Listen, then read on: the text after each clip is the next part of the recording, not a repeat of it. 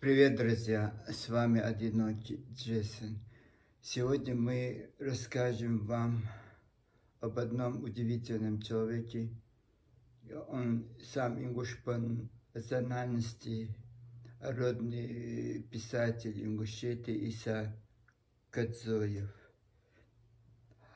На днях вышел о нем выпуск подкаста Чаборс ТВ сына Мусы Долгиева. Тоже Иса Кадзоев, если вы не в курсе, он, можно сказать, основатель ингушской идентичности Ингушской республики. Он был в истоках образования Ингушской республики. И такой значимый его аспект, как и Муса Долгиев. В 1988 году они создали, как сказать, не партию, а объединение НИСО, почему-то назвали это чеченским именем, ингушских, наверное, не нашло.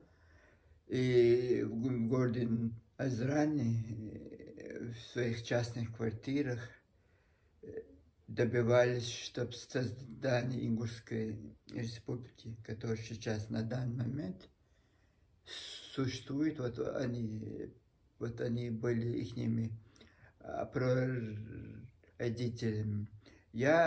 Так как я все это знаю, я тогда застал это время, 88 год застал, я учился в школе. И Ису Кадзоева я знаю очень давно, потому что я сам писатель, я знаю писателя Идриса Базоркина, как он в начале 70-х там пытался отколоться от Чечено-Ингушской ССР, эти ингуши, как они пытались, но там тоже был вопрос пригородного района Северной Осетии, но там двойной был у них Цуцванг, и результатом всего вот этого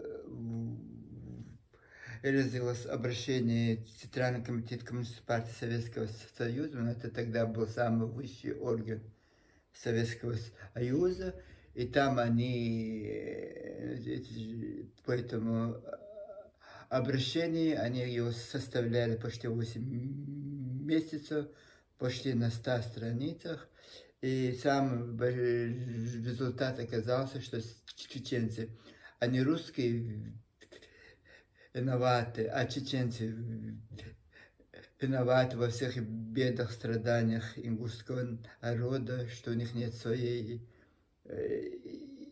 республики.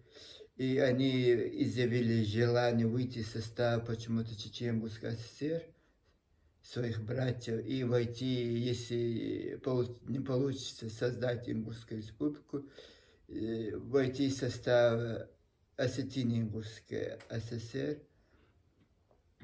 Тоже это было странным желанием, потому что мы все в курсе, что чеченцы, ингуши один идентичный народ, но они всячески пытаются от этого уйти, Войнахские тоже для них это тоже оскорбление, чеченцы понятно, и подобное оскорбление для них. Хотя они не являются выходцами из Чечни, чеченцами, откололись. Им этому помогла царская Россия, конечно. Это чеченцы были за зависимость, а это за великую Россию, вы поняли, да? И, конечно, в какую сторону выберет царская власть? Конечно же, сторону России, выберет сторону своих агентов, стукачей и предателей Родины. Чечня, она всегда и Чечено-Ингушская ССР, их родина, многие они родились там.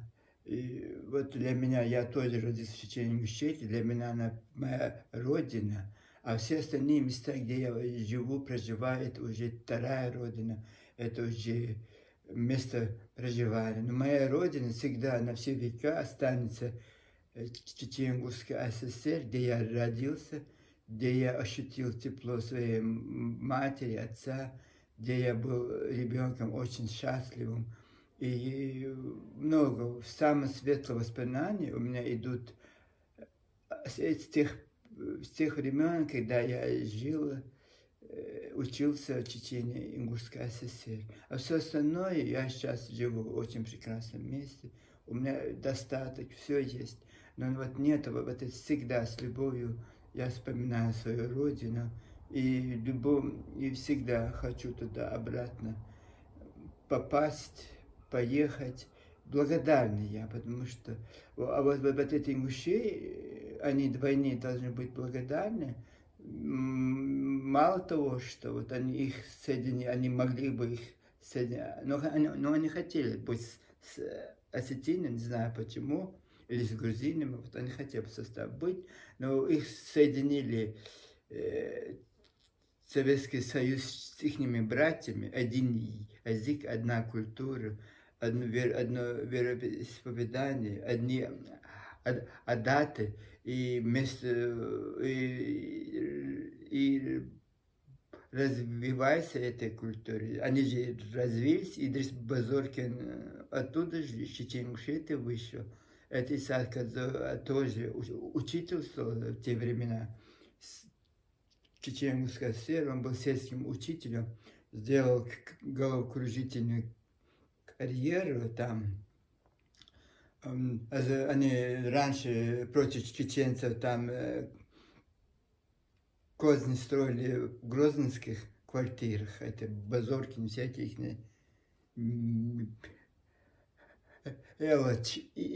издавали огромные книжки тиражами, это все ингушские, это по радио, телевидению, это ингушские песни, которые сейчас они сделали ремиксы, это самая популярная эта песня, которую Рая Эвлоева пела, сейчас это парни сделали ремиксы, и многие частные ингуши думают, что это теперешние песни. Нет, это все Чечено-Ингушетия. Это все, это рассвет ингушской литературы, культуры. Все Чечено-Ингушетия. Но они хорошие не помнят. Они благодарные люди, поэтому чернят все, что вот это, ни одно, вот, если их, как в пытках, в концлагерях, вот если их выбить, как будто бы секрет, если ты скажешь доброе слово адрес чеченцев, это какой-то страшный секрет, и вот они никак, я смотрю их подкасты, не вытащишь никак, хоть одно маленькое словечко благодарности, вот одно, они же жили с нами 60-70 лет жили, вот все, что у них теперь есть, это оттуда, все эти интеллигенции оттуда, все. Теперешние, которые в республике 30 лет, растает только отребье, только вот эти интернетовские боты, только вот эти провокаторы теперешние. А когда они жили с нами, вот вам, и даже из простого учителя Чечено-Ингушская ССР сделала из него известного писателя. И таких много примеров, и Базоркина, и все. И вот этот, я сейчас обратно хочу возвратиться, я очень внимательно этот подкаст, он почти часовой, скорее всего, снимался у него дома, и после истории этой Танзилы Чабиева, и они очень там тщательно, они чтобы очень стараются прямо они одеть, но если ингуш не был бы ингушом, если он пакости в сторону чеченцев, своих братьев, они сказали бы. Вот они вот этим утверждаются, если я унижу чеченцев, значит, я вот это, вот, потому что у них нет других вот этих, ничего нет для гордости, поэтому они стараются все это грязли в сторону чеченцев, потому что это же гордые люди, это же, конечно, когда нужно, они сразу общаются чеченским вот этим. Они очень такие скользкие люди. И вот это я очень внимательно, почти 2 раза не стал смотреть, это большая честь для него. Но я Ису Кадзую знаю после 18-го года, когда я он там какие-то карты показывал, и страны, и какое-то, я-то с уважением к нему относился, к ему возрасту. И вот он, тогда мне это показалось странно, что он врет, вот показывает какую-то непонятную карту и говорит, что это Ингушетия, когда Ингушетия никогда на картах не было, только была Чечения Ингушетия. Карты Чечения Ингушетии были. И вот он говорит, оттуда вот почему-то вырезала какая-то поддельная, не знаю, какая-то карта странная. И вот Ингушетия, как будто бы она всегда была отдельным регионом в составе Чечено-Ингушской Ассоциации. Нет, это был совместный регион, где не было границ. Была до 1934 года Ингушская область, и не область, а округ, а Чеченская область.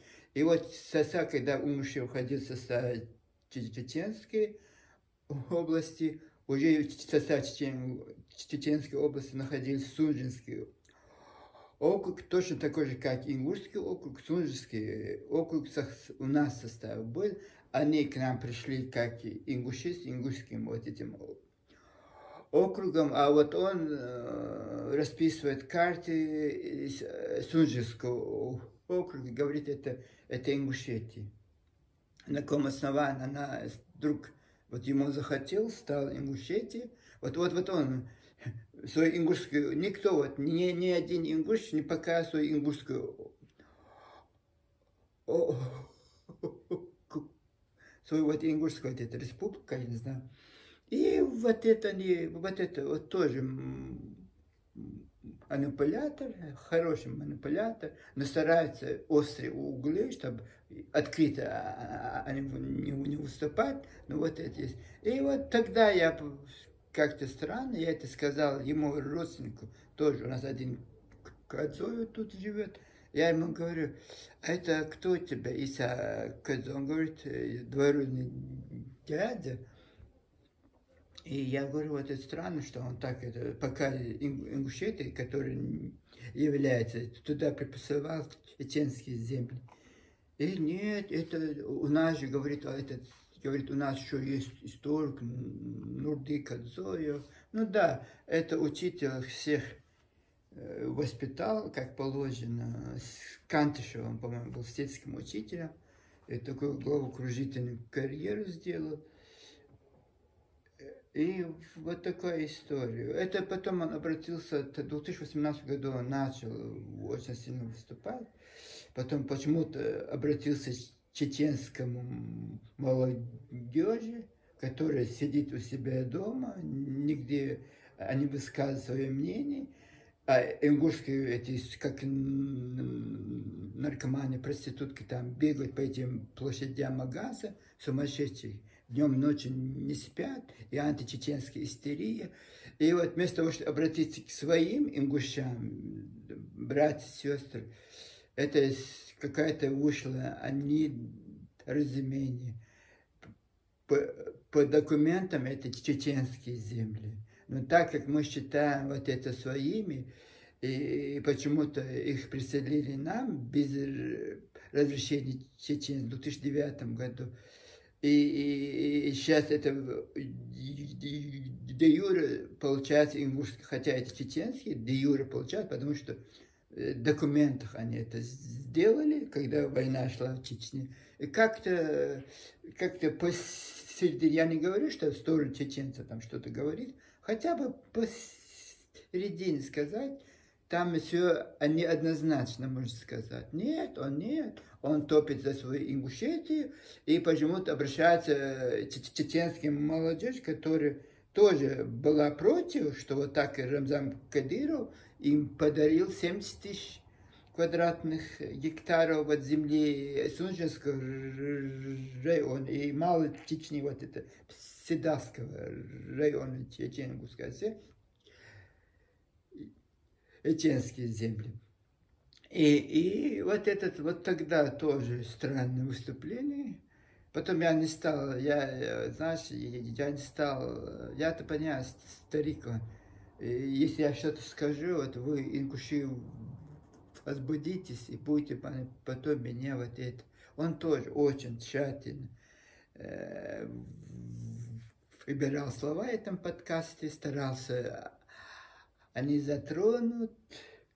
Но, как всегда, ингуши заканчиваются там, где начинается чеченский вопрос. Вот там три вот этих ярких момента. Мне это показалось. Первый момент показался очень грубым, что когда он сказал, собака лает, караван идет. Когда ведущий спросил его, почему он, как он относится к тому, что вот некоторые наши соседи, они говорят чеченцы, но имеется в виду про чеченцев, что вот они вот это возмущают, что ингуши вот это, то все.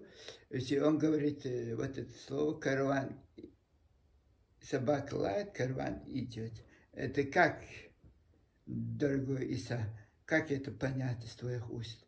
Вот пусть они там что хотят говорят, а мы будем делать свое, да?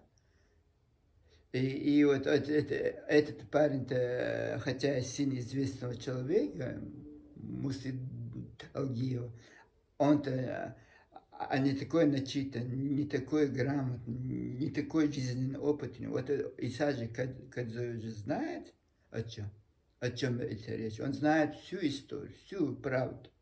Это может... Он знает, сам сидит, наверное, в ТикТоках, эти ролики смотрит и думает, слушает, это Танзил Чабиева, этнограф, который восхваляет свои ингушетии, и вот он думает, что это правда. Но это правда, теперешняя правда, она не вся очень корректная. Можно было выразиться корректно отношение к чеченцам, сказать, что да, это есть такое мнение, вот как писать, он мог избежать, но он хотел сказать гадость, он сказал, вот это грубо было, и как это? Да, там есть спорные вопросы, он может сказать, есть спорные вопросы, мы считаем так, они считают это так.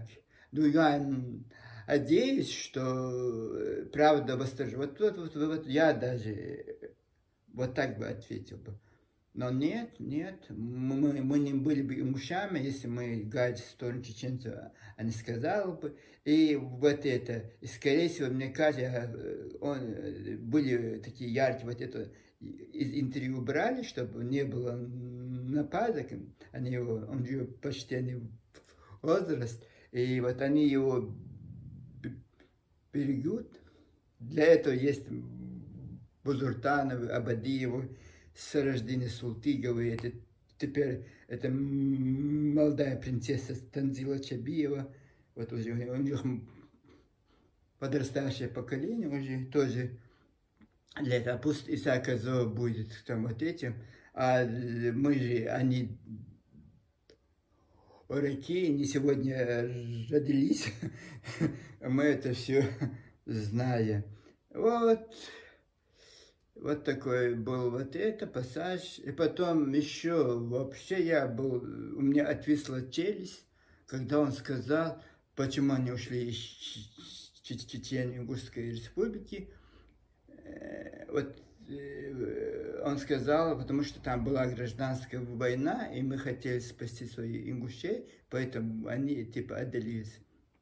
Для тех, кто не в курсе, последние года, 89-е, 90-е, были очень нестабильны в Советском Союзе, и глава СССР, президент СССР Горбачев сделал референдум, где всех союзных республик и автономных республик, они в одном статусе, один статус делали, и вот это референдум прошел, и все согласились с таким таким вот этим. И после этого прошел съезд чеченского народа, по-моему, первый съезд, я не знаю. И там утвердили Чечено-Ингушскую республику вместо Чечено-Ингушской ССР, автономной Советской Социалистической Республики. Из него сделали союзную республику. Так-то думали, что они в курсе, потому что потом СССР распадется. И вот они решили создать союзную республику. Она так и называлась Чечено-Ингушская республика. И вот они ушли, они из Чечено-Ингушской ССР, не из Чеченской республики Ичкерия. Они ушли из Чечено-Ингушской республики. Для тех, кто не знает, какая вот это самое, запомните, Чечено-Ингушская республика. Это было про преемник Чечено-Ингушской ССР, это закон это было. Потом сессия парламента прошла, и там эти депутаты утвердили Чечено-Ингушскую республику как преемник Чечено-Ингушской ССР.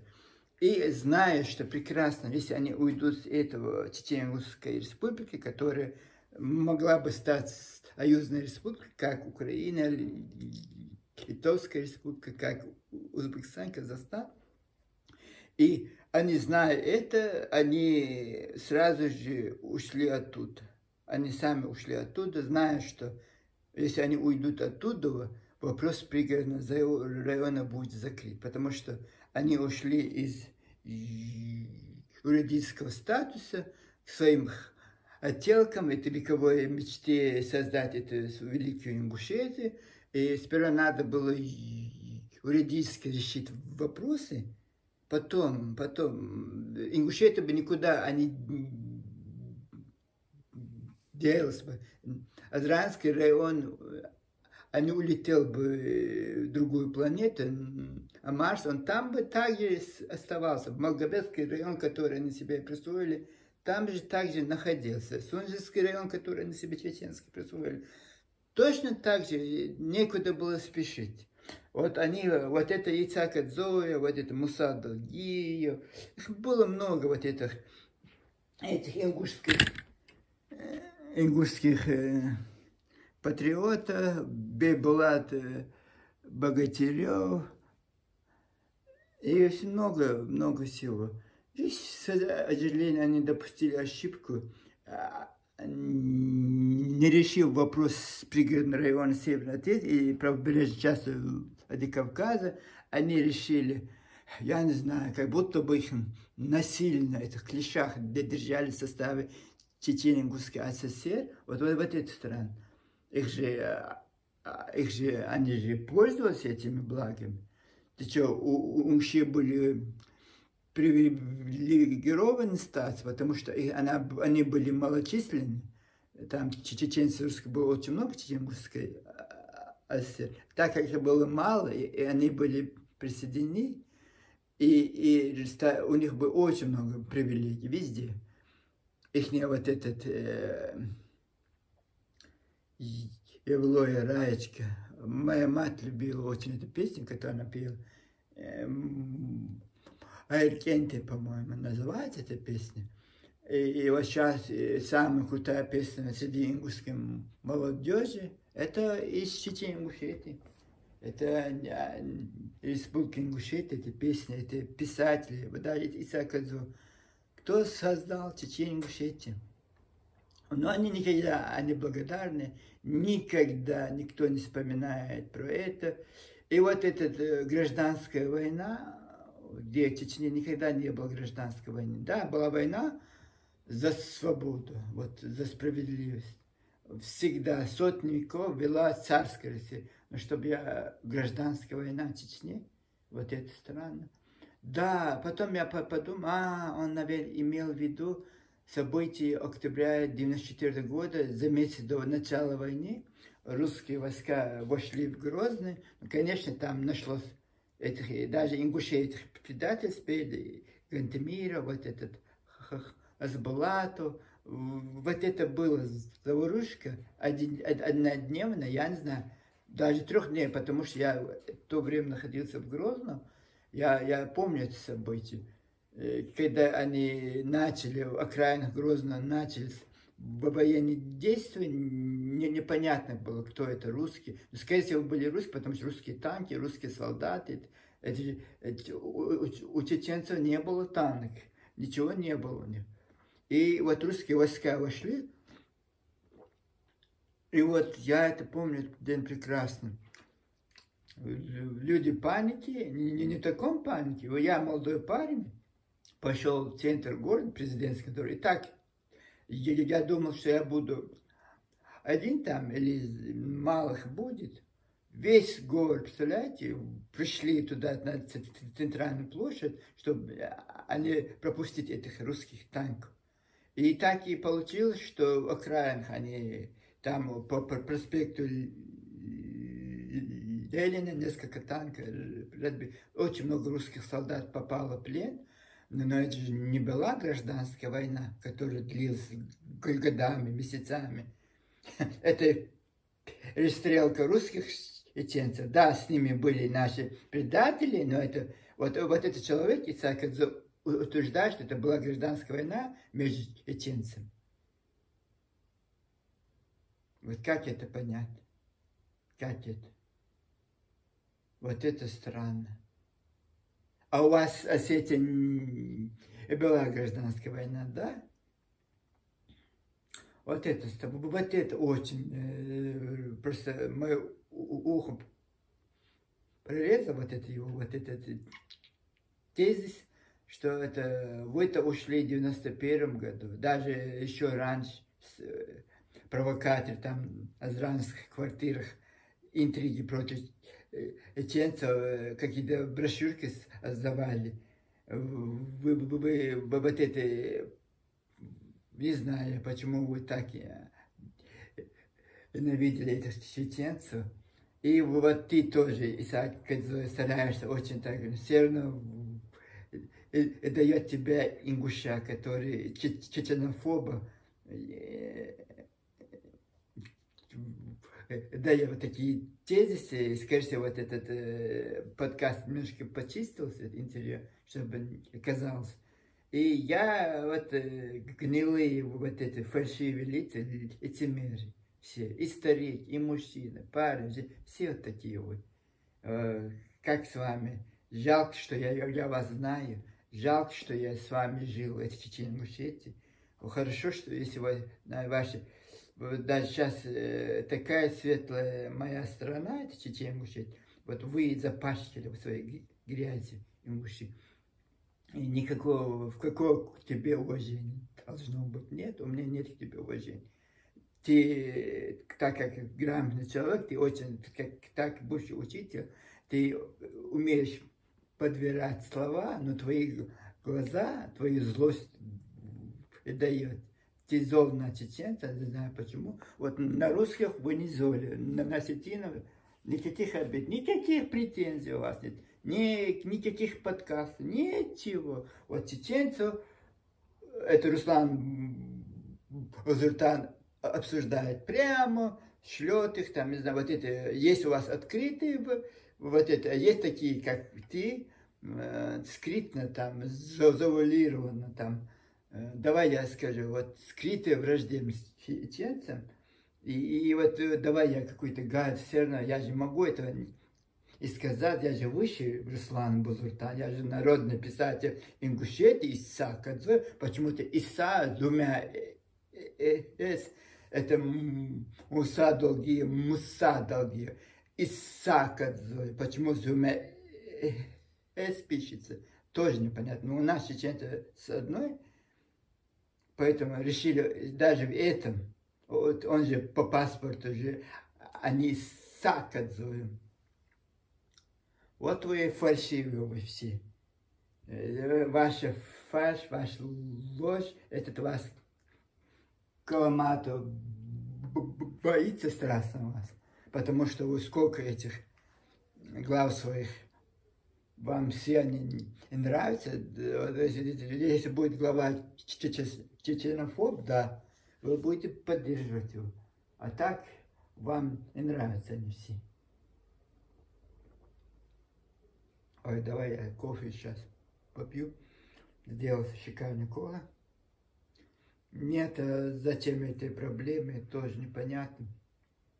Но вот для меня это очень, для меня сейчас я понял, что как для порядочного человека, вот если я не сталкивался бы с этими мужчинами, не сталкивался бы, с ними не жил, с ними не учился, вот мой самый лучший друг был, первый мой друг, не чеченец, а ингуш был. Он со мной учился, мы выросли, какой светлый парень был.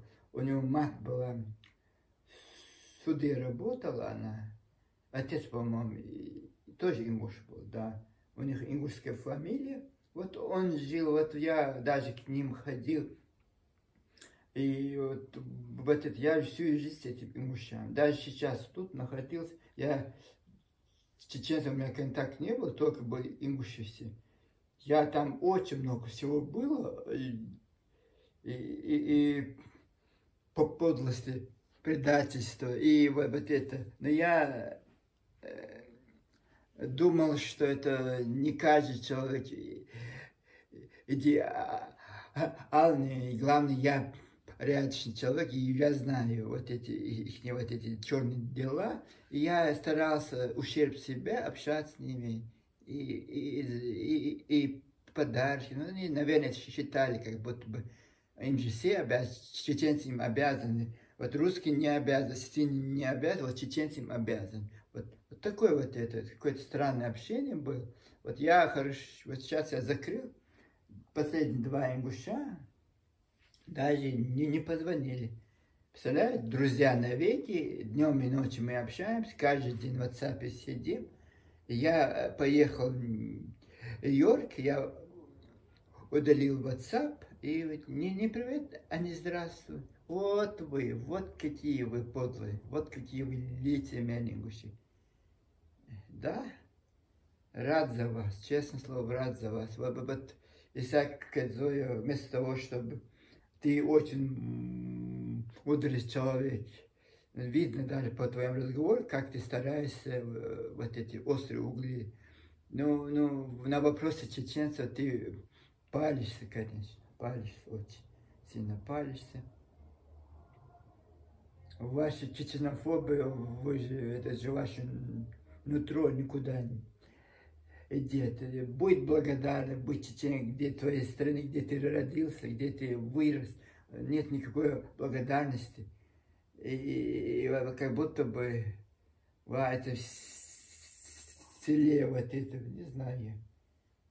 Мы же в Грозном там ходили, вот ты 100%, я уверен, что ты в Грозном это, ходили, вот это, моя бабушка, депутат, у них были вот это, в грозненских квартирах, кофе раньше не было, чай пили, или молочный это коктейль кокосовый вместо кофе.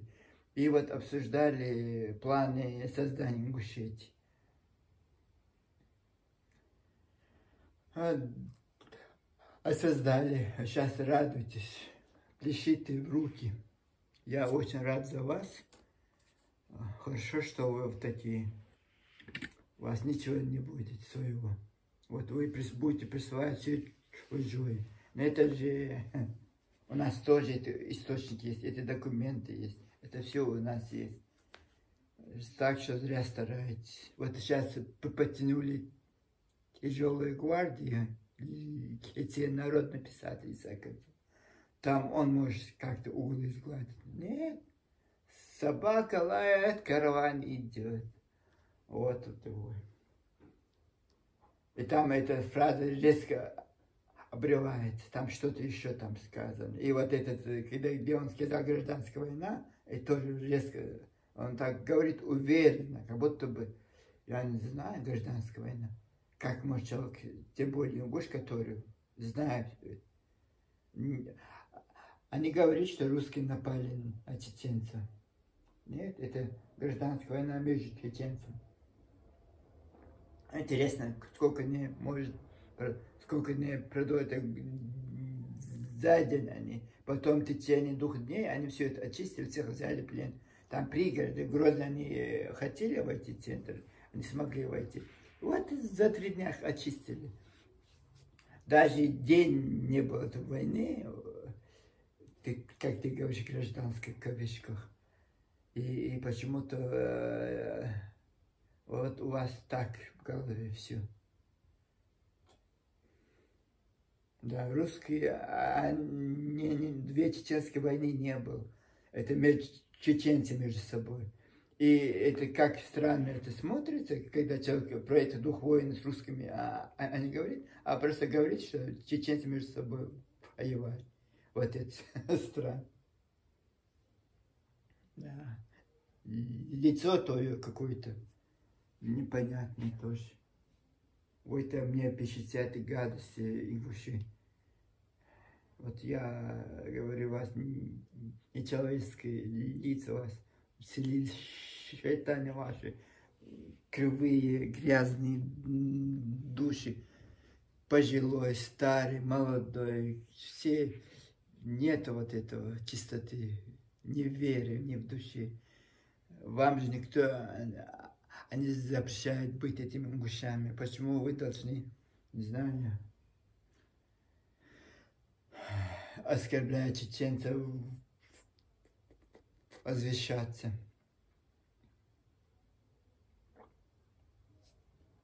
Давайте я не буду говорить много, потому что потом это начнется.